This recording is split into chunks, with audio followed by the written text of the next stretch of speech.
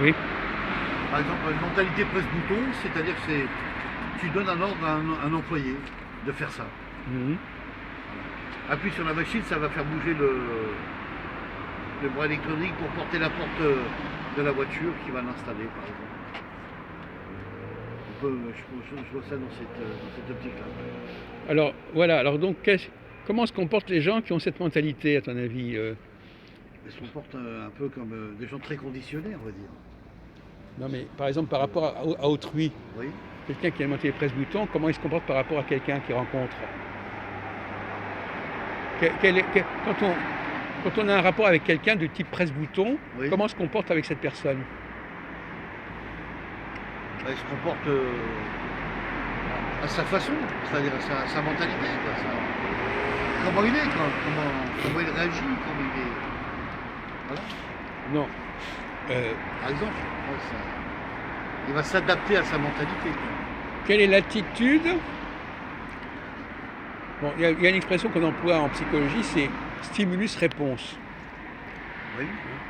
Stimulus-réponse, c'est-à-dire que quand tu attends une réponse, Oui. quelqu'un qui attend une réponse, est-ce qu'il a une mentalité presse-bouton? Quelqu'un qui attend une réponse. Non, pas trop. Mais si, Si, ouais. mais si, puisqu'il pose une question Ouais. et il veut une réponse. Oui, donc c'est un peu. Presse-bouton. Oui, donc il est Ah ben pressé voilà. de savoir la réponse. Ouais, ouais, Voilà. Exact, oui. exactement. Donc, quelqu'un qui te dit, je t'ai posé cette question, tu dois me répondre Ouais. automatiquement. Tu dois apporter de réponse, donc c'est un peu un Je presse-bouton. considère que toi, comment tu te poses la question. Il doit réagir à la question. Les gens qui ont cette mentalité, tu vois. Ouais, ouais. Ils disent, qu'est-ce que vous avez fait, qu'est-ce que vous pensez, il faut répondre. Ouais. La Oui, réponse, ça se fait beaucoup dans les débats des journalistes, ça, c'est vrai que la c'est. réponse, c'est quelqu'un qui répond, du moment qu'on lui pose la question, il répond automatiquement. Ouais, ouais. Ou bien de quelqu'un qui pose une question, il pense qu'on doit répondre automatiquement à sa question. Bien sûr. Ça, c'est bien, ça. C'est une bonne méthode aussi. C'est une bonne façon de faire aussi, je crois. Comment, pardon? Je trouve que c'est une bonne méthode aussi. De quoi? Bah, la mentalité presse-bouton, c'est à poser une question et puis d'apporter la réponse. Ah d'accord, toi tu penses que c'est Ça comme influe, ça? ouais, ça influe les gens. Ah oui, mais enfin c'est assez désagréable comme attitude. Pour certains, on pour te certains. pose une question, Il y en a qui aiment bien, il y en a tu qui dois y aiment. répondre. Ouais. Ah oui, bah c'est intéressant que tu dises ça. Mhm. Il y en a qui s'appelaient, hein. Attention, je dis pas que. Oui, d'accord, Voilà, enfin, ça, c'est j'ai- une mentalité. Ouais, ouais. Par exemple, si tu connais pas la réponse, est-ce que tu dois répondre? Tu peux répondre n'importe quoi. Tu peux répondre n'importe quoi, ouais, tu peux dire ce que tu veux, mais bon. Faudrait que ça rentre dans le sujet, quoi. Voilà. C'est un peu. C'est variable. Alors, est-ce que les femmes ont plus la mentalité presse-bouton que les hommes? Alors, les femmes. Oui, elles ont une mentalité presse-bouton par rapport aux hommes.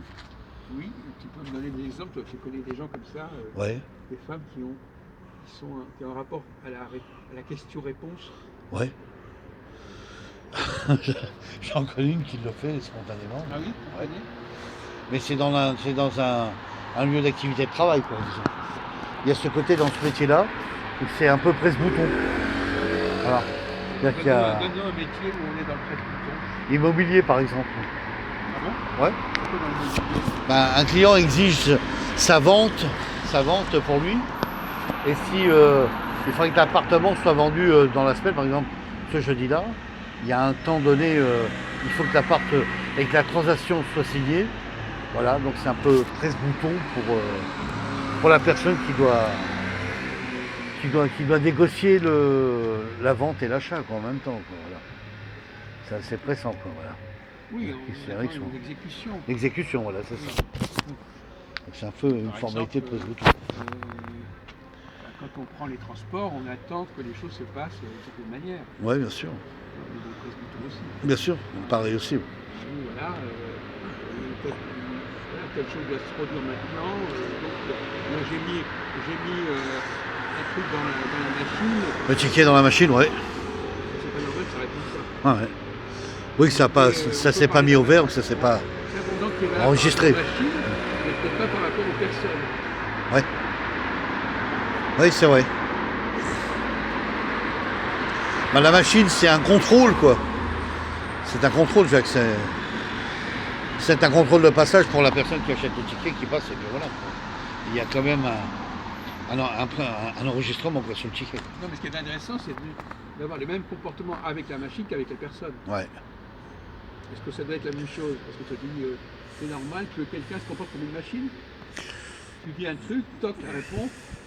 Voilà, Non, je pense que... Finalement, on a l'impression que tu défends la thèse que les gens doivent se comporter comme des machines. Non, pas trop. Qui se comportent comme des machines, non, ça serait pas le mot juste. C'est surtout que ils sont conditionnés. Enfin, le système de transport, ils sont conditionnés à fonctionner avec la machine, quoi. Voilà. D'acheter le carnet de tickets, consommer le ticket, composter le ticket, etc. Enregistrer, quoi. Voilà. Quand on pose une question à quelqu'un. Oui. Est-ce que c'est la même chose? Ah non, c'est pas pareil. Et tu dis aussi que c'est très bien que les gens répondent aux questions qu'on leur pose. Oui, c'est bien, mais ça veut dire que, mais comme tu as dit tout à l'heure, ils ne donnent pas forcément tous la bonne réponse. Que voilà, c'est pas, donc c'est pas spontané. Alors justement, la question que tu poses est intéressante. Ouais. Est-ce que quand on pose une question, on croit qu'on va avoir la bonne réponse? Non, pas forcément. Donc c'est un peu naïf. Bien sûr. Il suffit de poser une question pour avoir la réponse. Ouais, ouais. Avec une machine, ça peut être justifié. Dans un cours d'école, oui, ça se fait, par exemple. Voilà. Un cours géographique, on pose une question à quelle est la capitale de ce territoire, voilà. Oui. Là, il faut faire une réponse presse-bouton, c'est-à-dire, Voilà. c'est une réponse qui est spontanée, quoi, voilà. C'est connu à l'avance, c'est écrit quelque part. Voilà. Par contre, sur des tas de sujets, on n'a pas la réponse écrite, on ne sait pas exactement quelle est la réponse. Non, voilà, ça reste énigmatique, on va dire. Très bien.